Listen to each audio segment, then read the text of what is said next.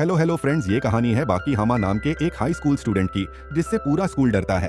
एक दिन वित्सुनारी तोकुगवा, एक अंडरग्राउंड रेसलिंग चैंपियनशिप का ऑनर, उसके स्कूल आकर उसे बताता है कि टोक्यो में कुछ खतरनाक क्रिमिनल्स तुम्हें पीटने आने वाले हैं। और अभी कुछ दिन पहले ही दुनिया का सबसे खतरनाक प्रिजनर डोरियन एक डेथ ट्रायल पर चुपचाप फांसी चढ़कर मर गया था।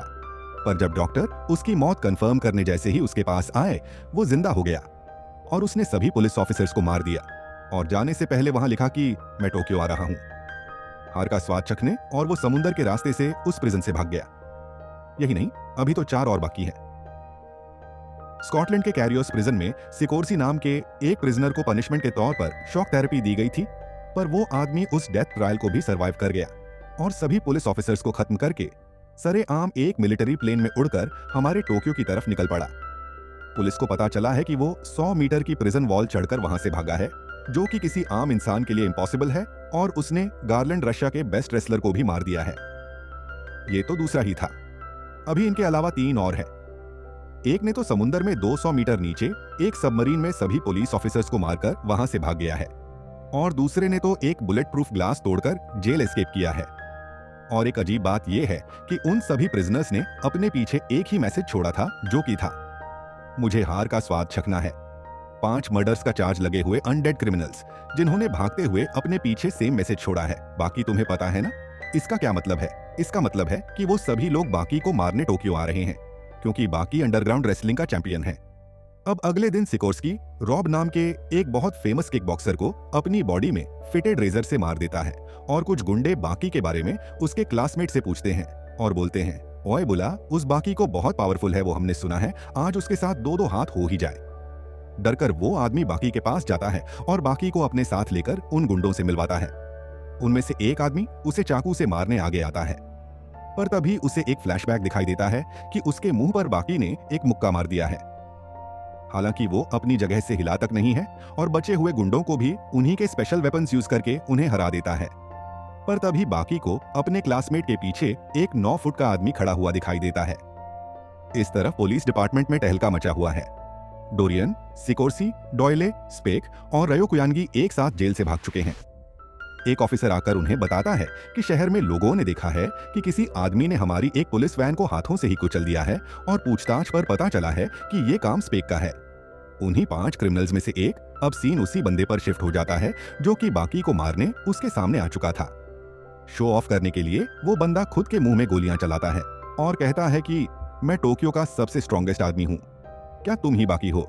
दोस्त, मुझे हार को एक्सपीरियंस करना है, क्या तुम मेरा साथ दोगे? और उसके साथ हाथ मिलाते ही उसका हाथ नीचे गिर जाता है। ये देखकर बाकी की फट जाती है।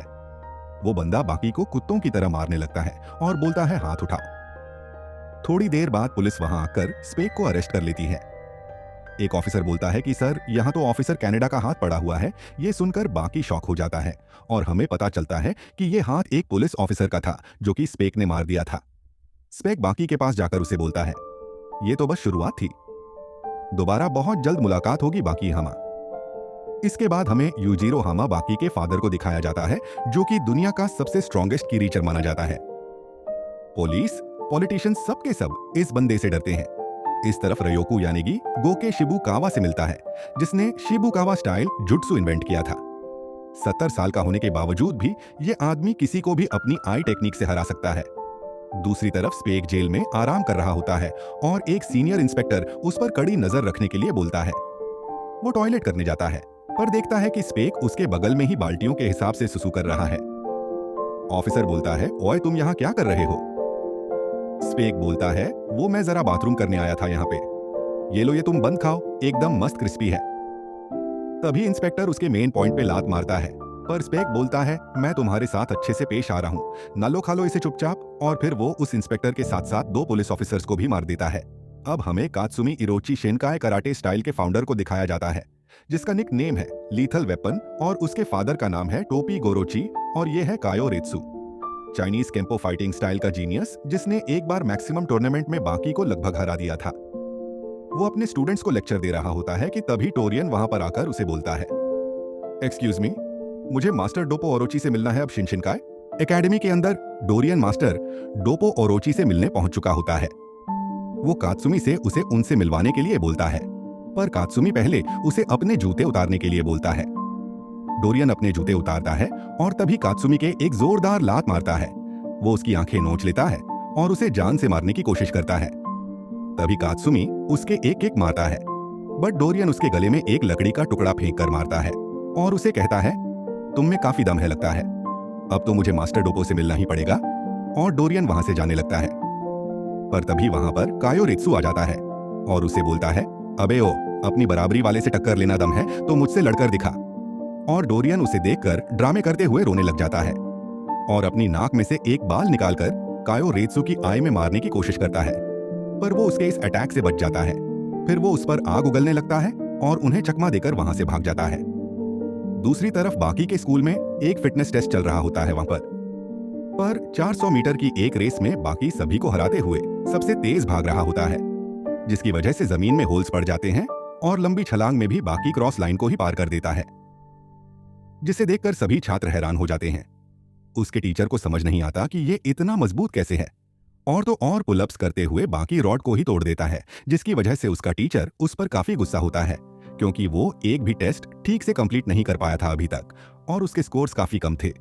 इसलिए बाकी अपने टीचर से बोलता है, क्या अगर वो 1500 मीटर की रेस का वर्ल्ड रिकॉर्ड तोड़ दे तो क्या वो उसे पास कर देंगे। इस टेस्ट में उसका टीचर उसे बोलता है, 1500 मीटर 3 मिनट 26 सेकंड का रिकॉर्ड है, ये तुम कैसे तोड़ पाओगे। पर बाकी बोलता है, सर मुझ पर भरोसा रखिए, मैं ये कर लूंगा। बाकी अपने कपड़े उतार देता है और रेस के लिए रेडी हो जाता है। रेस शुरू हो जाती है और बाकी शुरुआत में ही रेस में सबसे आगे निकल जाता है और तभी उसे मसल्स क्रैम्प्स आ जाते हैं, जिसकी वजह से एंड में वो लास्ट पोजीशन पर आता है और बाकी का टैलेंट देखकर वो टीचर उसे पास कर देता है। इस तरफ मित्सुनारी कांजी ईगारी से मिलता है, जिसने मैक्सिमम टूर्नामेंट में बाकी को लगभग हरा दिया था, और तभी सिकोर्सी वहां पर आकर उस पर हमला कर देता है। तभी एक एम्बुलेंस उसे लेकर जाती है और मित्सुनारी सिकोर्सी को अपने साथ लेकर वहां से निकल पड़ता है। इस तरफ पुलिस स्टेशन में स्पेक ने I will be back soon का एक पर्चा लगाया होता है और मित्सुनारी और सिकोर्सी एक जगह पर आकर देखते हैं कि वो सारे क्रिमिनल्स एक साथ वहां पर आ चुके हैं। मित्सुनारी उनका स्वागत करता है और बताता है कि मैं स्टेडियम का मालिक हूं और अब ये बताओ कि तुम सब यहाँ पर क्यों आए हो। डोरियन बोलता है, ये कैसा सवाल है, ये जापान की सबसे फेमस जगह है जहाँ दुनिया के सबसे बेस्ट फाइटर्स आते हैं। डोले बोलता है, मैं अपने मन की करता हूँ, मुझे यहाँ पर आना था इसलिए मैं यहाँ पर आ गया। और तभी बाकी मित्सुनारी से मिलने वहां पर आ जाता है और बोलता है, सर मुझे आपसे कुछ बात करनी थी। वो सभी लोग बाकी को नोटिस करते हैं और तभी डोपो ओरोची और कुछ और खतरनाक फाइटर्स वहां पर आ जाते हैं। अब वो 5 क्रिमिनल्स और टोक्यो के 5 बेस्ट फाइटर्स आमने सामने आ चुके हैं और ये है डोपो ओरोची शिनशिन का कराटे स्टाइल का असली फाउंडर और ये है कारुए यानामा और ये यानामा गैंग का बॉस भी है। मित्सुनारी बताता है कि ठीक इसी जगह पर कुछ साल पहले मैक्सिमम टूर्नामेंट हुआ था, जो कि हिस्ट्री का सबसे ज्यादा खतरनाक टूर्नामेंट था और उसे जीता था। बाकी हामा इस 17 साल के लड़के ने उन क्रिमिनल्स को इस बात पर यकीन नहीं होता और मित्सुनारी इस टूर्नामेंट के रूल्स के बारे में बताने ही लगता है कि तभी एक बंदा बोलता है, कोई रूल्स नहीं है, ये गेम अभी से शुरू कर दो। फर्क नहीं पड़ता कि तुम कहाँ हो, किसके साथ हो, नहा रहे हो, जहां मर्जी चाहो फाइट कर सकते हो। उन 10 लोगों की फाइट शुरू हो जाती है। बाकी बोलता है, चलो ठीक है, फिर मैं चलता हूँ, मुझे होमवर्क भी करना है, और ये बोलकर बाकी वहां से चला जाता है। दूसरी तरफ वो इंस्पेक्टर देखता है कि स्पेक अपने सेल में वापस आ चुका है। दूसरी तरफ डोरियन और डोपो कहीं पर जा रहे होते हैं कि तभी कायोरित्सु उससे पहले का बदला लेने उसके सामने आ जाता है और डोपो ओरोची उसको एक जोरदार लात मारता है। वो पहले से ही मौके की तलाश में था। डोरियन को पीटने के लिए डोरियन उस पर अपने आग वाले लाइटर से हमला करता है, बट डोपो ओरोची उसके इस अटैक को आसानी से रोक देता है और बोलता है, ये मेरा परफेक्ट डिफेंस है जो किसी मिसाइल से भी नहीं टूटने वाला। इस तरफ कांजी आकारी सिकोर्सी से बदला लेने उसके सामने आ चुका होता है और अपने साथ कुछ गुंडे भी लाया होता है और वो सभी लोग सिकोर्सी को पकड़ लेते हैं। तभी हम लोग देखते हैं कि डोरियन उसका हाथ एक धागे से काट देता है। दरअसल डोरियन के पास एक स्पेशल लाइटर होता है जिसमें एक मकड़ी के जाले से भी ज्यादा पतला और नायलॉन से भी ज्यादा स्ट्रॉन्ग धागा निकलता है। डोरियन बोलता है, ये धागा साइंस के नजरिए से एक चमत्कार है। बहुत पहले से मैजिशियंस भी ऐसे धागे यूज करते हैं अपने ट्रिक्स के लिए। और ओरोची समझ जाता है कि जब उसने उसके किक मारी थी पहले, तभी उसने मौके का फायदा उठाकर वो धागा उसके हाथ में डाल दिया था, पर ओरोची को इसकी आदत थी।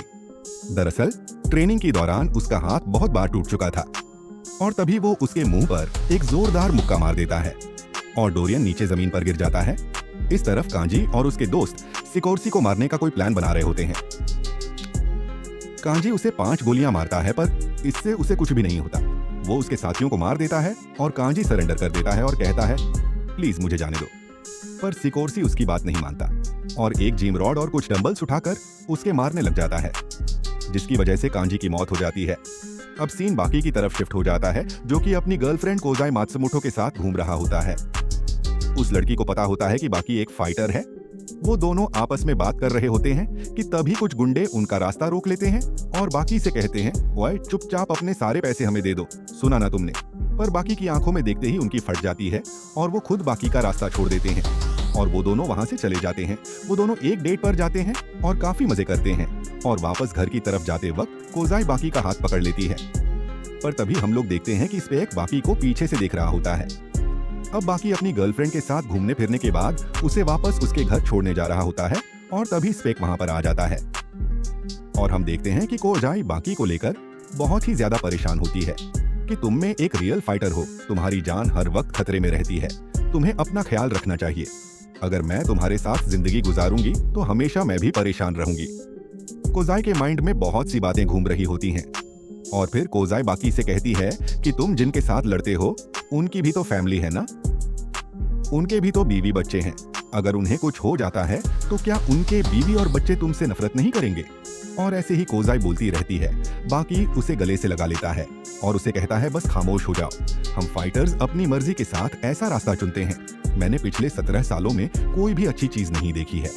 मेरे डैड और मेरी मॉम मुझसे नफरत करते थे और वो हमेशा से चाहते थे कि मैं दुनिया का सबसे स्ट्रॉन्गेस्ट पर्सन बनूं। मैंने यही रास्ता चुना है और मेरी जिंदगी का यही मकसद है। मैं अपने डैड को हराऊंगा और इस रास्ते पर चलते हुए मुझे कुछ हो जाता है तो मुझे उस चीज का जरा भी अफसोस नहीं होगा। और अगर तुम मेरे साथ चलना चाहती हो तो तुम भी मेंटली स्ट्रांग रहना। अगर मैंने मेरी मॉम के अलावा किसी और पर आज तक ट्रस्ट किया है तो वो तुम हो कोजाई।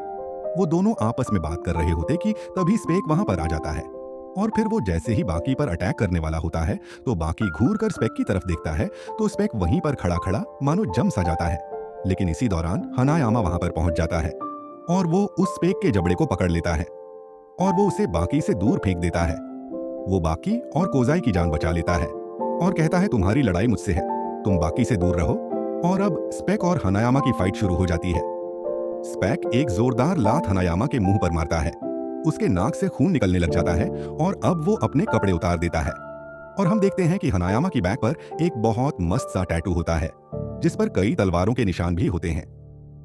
ये जो टैटू आप देख रहे हो ये यानाहामा फैमिली के लीडर्स का एक सिंबल है और ये टैटू सिर्फ वही इंसान बना सकता है जिसके पास बहुत ही ज्यादा स्ट्रेंथ होती है। और इस टैटू पर ये इस स्पॉट के निशान तब आते हैं जब यानाहामा एक पूरी की पूरी गैंग के साथ अकेला ही फाइट करने पहुंच जाता है। और ये स्टोरी जाने के बाद उन दोनों के बीच में फाइट शुरू हो जाती है। स्पेक अपने हाथ में आने वाली हर चीज के जरिए यानाहामा पर हमला करना शुरू कर देता है। कभी वो यानाहामा का जूता पकड़कर उस पर अटैक करता है और कभी वो बेंचेस को उठा उठाकर यानाहामा की बैक पर मारने की कोशिश करता है। पर इन छोटी मोटी चोटों का यानाहामा पर कुछ ज्यादा असर नहीं होता और वो अपने फाइटिंग चांस को अपना लेता है। यह देखकर स्पेक भी काफी ज्यादा एक्साइटेड हो जाता है और कहता है, काफी अरसा गुजर चुका है, एक स्ट्रॉन्ग ओपोनेंट मिले। इतने सालों के बाद कोई ताकतवर ओपोनेंट मुझे मिला है। तुम तो स्टैचू ऑफ लिबर्टी की तरह आराम से खड़े हो गए हो। दरअसल स्पेक ने अभी थोड़ी देर पहले ही स्टैचू ऑफ लिबर्टी को तोड़ दिया था, जिसे लोग अभी बहुत ही मुश्किल से दोबारा से वापस जोड़ने की कोशिश कर रहे हैं। बिल्कुल वैसा ही हाल अब मैं दोबारा करने वाला हूँ।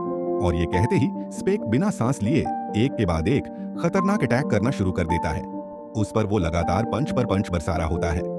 स्पेक अपनी सांस को 5 मिनट से भी ज्यादा के लिए रोक सकता था, इसलिए वो बिना सांस लिए उस पर लगातार अटैक कर पाता है। पर हनायामा की स्ट्रेंथ भी कम नहीं थी। उसकी स्ट्रेंथ आम लोगों से कहीं ज्यादा होती है, इसलिए वो अपने दोनों हाथ आगे करके स्पेक के सारे पंचेस को ब्लॉक कर रहा होता है। और फिर जैसे ही हनायामा को रियलाइज होता है कि स्पेक के पंचेस की ताकत थोड़ी सी धीमे पड़ने लगी है, वो इस मौके का फायदा उठाकर आधे सेकंड के अंदर ही एक जोरदार पंच स्पेक के मुंह पर मारता है। ये इतना खतरनाक पंच होता है कि उसके मुंह पर पड़ते ही वो दूर जाकर गिरता है। इस तरफ पुलिस को दिखाया जाता है, जो कि स्पेक की वजह से बहुत ही ज्यादा परेशान होते हैं और कहते हैं, अरे यार, स्पेक ने तो हमारे जेल को जैसे होटल समझ लिया है। जब मर्जी आता है, जब मर्जी जाता है और वो रात गुजारने के बाद यहाँ से चला जाता है।